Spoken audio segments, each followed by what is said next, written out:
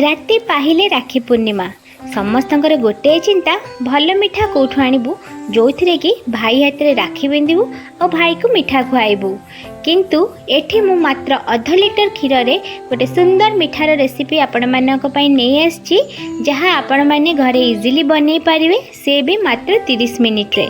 एठी देखंतु 2 प्लेट मिठा एठी मु बनैछि मात्र अध लिटर क्षीर रे।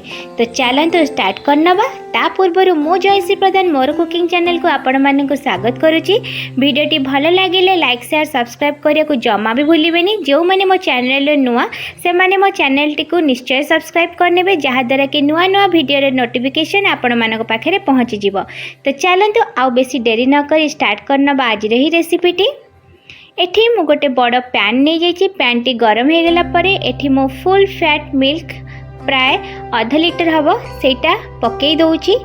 क्षीर को एबे आम हाई फ्लेम रे फुटिया पाई छाड़ीदबा।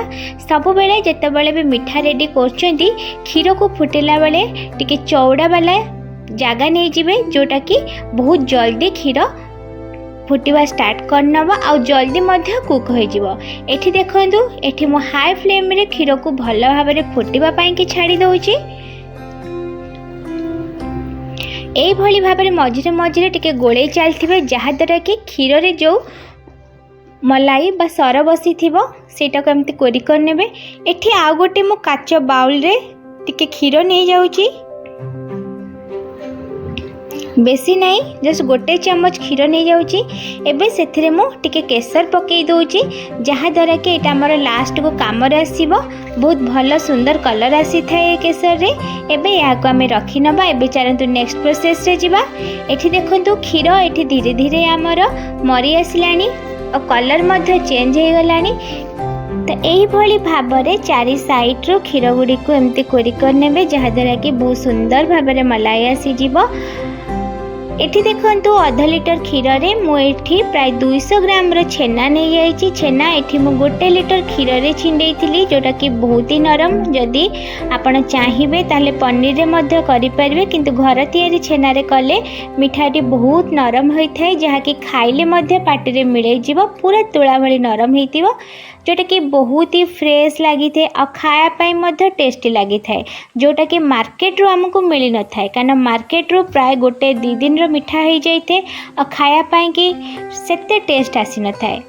जदि आम फ्रेश छेना रे बनैबा तले एटा पिठाटी बहुत ही सॉफ्ट बनिबो।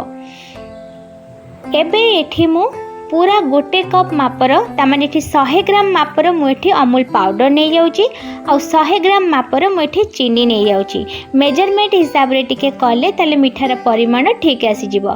ताले एठी मो अध लिटर क्षीर रे 200 ग्राम रो छेना 100 ग्राम रो अमूल पाउडर और 100 ग्राम रो चीनी नहीं जाइची जहाँ द्वारा कि सबु जाक रो माप ठीक भाव रे हे जिवो। जेहेतु क्षीर रो कंसिस्टेंसी गरम थिला ता धीरे मु ठंडा छेना को पकई देला परे सेटा एडजस्ट करिगला। तो सेथिपाई अमूल और चीनी भल भाव में गोली हो गला। जदि आपण हॉट मिल्क रे अमूल पाउडर पकई देबे ताले से पूरा प्लेन हबनी और ता धरि लंग्स आसी जिवो। एठी देखंतु प्राय 10 मिनिट मु ताको गोलेला परे एई भली भाव में रेडी हो गलानी। बेसी ड्राई करिवेनी। तो एई भली भाव में मु गैस रो गोटे हाथ रे फ्लेम को हाई आउ लो कर चलती आ गोटे हाथ में गोले चलती केबे भी छाड़ीबेनी नहले तले लगी जिबार चांस थाए। तो देखंतु एठी हमर तळु छाड़ी आसलानी तामाने एठी हमर मिठा पाई कि रेडी हो गलानी। तो एई भली भाव में मु चारिपटु कोरी नउची आउ ताको एपट सेपट करिके गोले नउची आउ आकु एबे आमे ठंडा हवा पाई टिके छाड़ी दबा। बेसी ठंडा करिवेनी जस्ट हाथ को सहिला भलिया। एठी देखंतु टिके ठंडा हो गला परे मु गोले दउची आउ ताको एमती गोटे कोकोनट ग्रेटेड रखी थी जस्ट गार्निशिंग पाई दे दउची। एठी देखंतु केते सुंदर देखा होची पूरा मार्केट रो किनी के आनला भली मिठाटी देखा जाउची। तो एही भली भाव में मु मिठा गुडी को प्लेट रखी दउची। एठी देखंतु सबु जाक मु एठी गोल करिके रखी नेइची। आपण चाहिले आपण को परिमाण अनुसार बड़ सन रे सेव करि परिबे। आ चाहिए गार्निशिंग पाई कोकोनट ग्रेटेड मध्य साहाय्य नहीं पारे जदि आपण पाखे नथिबो ताहले किछि नै एम्ति आपण बने की रेडी मध्य करि पारिबे। ए मिठा सेमति मध्य बहुत सुंदर लागिता। एठी देखंतु 2 प्लेट मिठा एठी मो रेडी हे गलानी। एठी देखंतु जोटा मो केसर बतरैतिली एबे लास्ट काम रे आसीबो जोटा कि मझिरे टिके एम्ति डेकोरेट पाई कि मु देई देइछि जोटा कि बहुत सुंदर देखा जाय। आपण चाहिए आ ऊपर ड्राई फ्रूट्स मध्य देई पारिबे बट मु एटा खाली एम्ति जस्ट टिके केसर लगे दूची जोटा कि मते बहुत भल देखा जाउची आ बेसी गार्निशिंग करिया पई कि मु चाहुनी। तो एमती देखंतु मिठाटी केते सुंदर देखा होची आ केते सॉफ्ट हेची नरम मध्य हेची। तो मोर तो राखी पाई कि मिठा रेडी हो गला। आपण मानू को केमती लागिला एही मिठार रेसिपी कमेंट बॉक्स रे कमेंट करके निहाती जणेबे।